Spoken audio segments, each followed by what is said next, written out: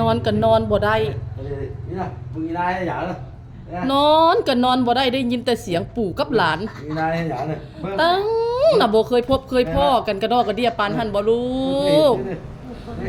เอ้าแท้เอาว่า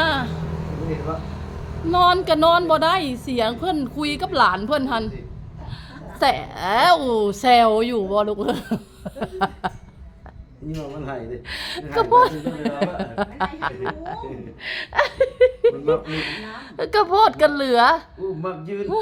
มันนั่งอยู่ได้ ข่อยสินอนพี่น้องเอ้ยข่อยนอนบ่ได้ได้ยินแต่เสียงลุงเสียงไอ้ปู่กับหลานสิเพิ่นลมกันอยู่แจ๋วแซวอยู่ มันนั่นนะพ่อแม่มาอยู่เนี่ยนะมัน ป้า